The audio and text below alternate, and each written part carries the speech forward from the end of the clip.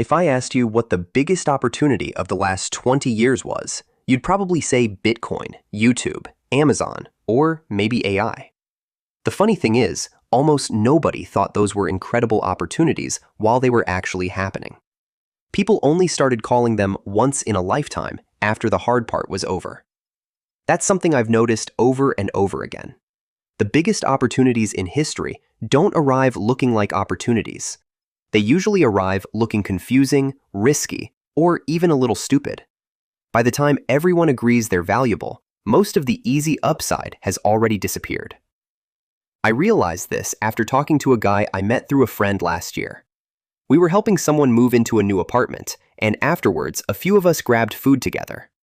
One of the conversations drifted toward work, and someone mentioned he'd sold a small browser extension. I assumed he meant a hobby project he'd made a few €1,000s from, so I asked what he got for it. He smiled and said, "Enough that I don't really need another job if I don't want one."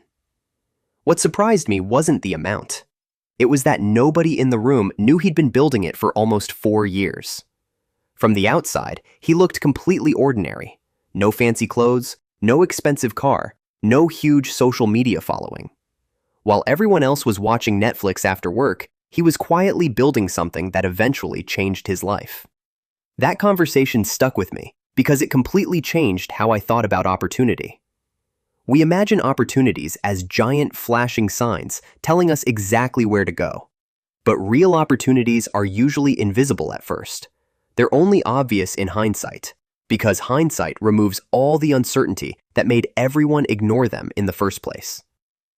The first thing I've noticed is what I call the comfort rule.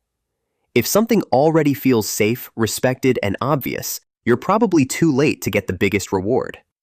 Think about YouTube.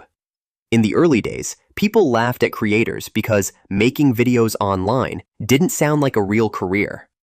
Parents wanted their kids to become doctors, engineers, or accountants, not YouTubers. Today, those same parents proudly tell people their son has a successful YouTube channel. Nothing magical happened overnight. The opportunity existed all along. But while it was uncomfortable, very few people wanted it. The same pattern keeps repeating. Amazon looked like an online bookstore. Airbnb looked like people renting out air mattresses to strangers. Shopify was just another website builder. Even the first people making money with AI were often dismissed as people playing with chatbots. Every major shift begins with skepticism, because if everyone believed in it immediately, the advantage would disappear almost instantly. That leads to the second idea, and this one changed how I make decisions. I call it the consensus rule. The moment everybody agrees something is an incredible opportunity is usually the moment the opportunity becomes average. We naturally wait for confirmation because it feels responsible. We want proof that something works before we commit to it. But by the time proof exists, thousands or millions of other people have already arrived. That's why so many people feel like they're constantly late. They're waiting for certainty in a world that rewards early action. I used to think successful people were simply better at predicting the future, but I don't think that's true anymore. I think they're just more comfortable being wrong for a while. They don't know which idea will work. They simply understand that trying 10 good ideas is usually smarter than waiting 5 years for one perfect idea. The third lesson is probably the most valuable thing the internet has changed, and surprisingly few people talk about it. The internet rewards leverage in a way the physical world never could. Imagine 2 people both work for 3 hours tonight. One paints a neighbor's fence and earns money once. The other spends those same 3 hours making a digital product, recording a YouTube video, writing software, or designing a template that can be sold over and over again.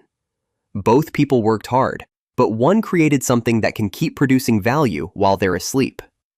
That's one of the biggest differences between the old economy and the one we're living in today.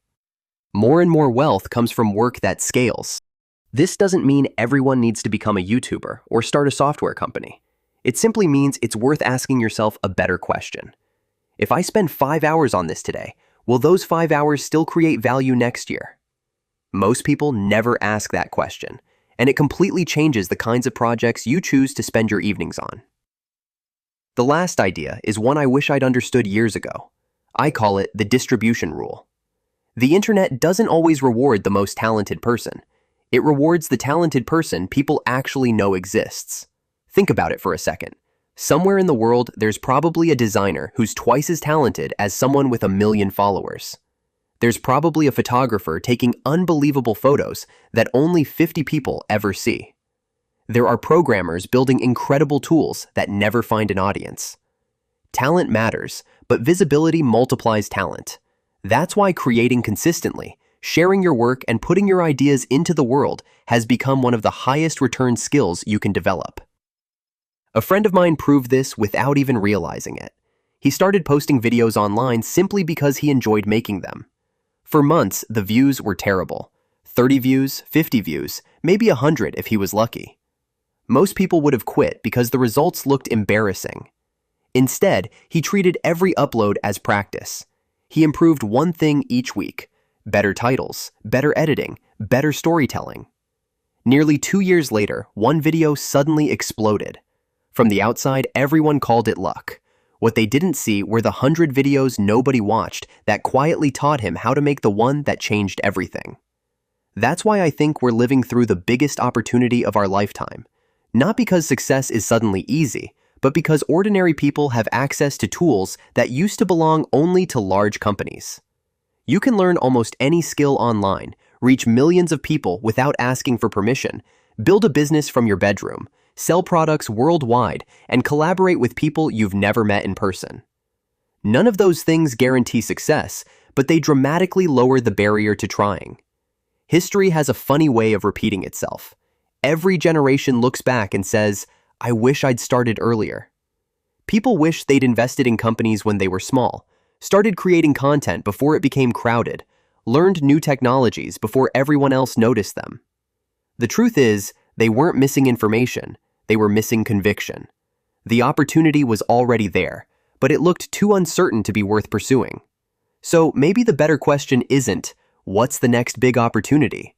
Maybe it's, what opportunity already exists today that feels slightly uncomfortable, slightly uncertain, and a little too early? Because if history teaches us anything, it's that those are usually the ones people wish they'd taken. One day, we'll look back at this period the same way people now look back at the early days of the internet. Some people will say they were lucky enough to catch the wave, but the reality will be much simpler than that. They started while everyone else was still waiting for proof.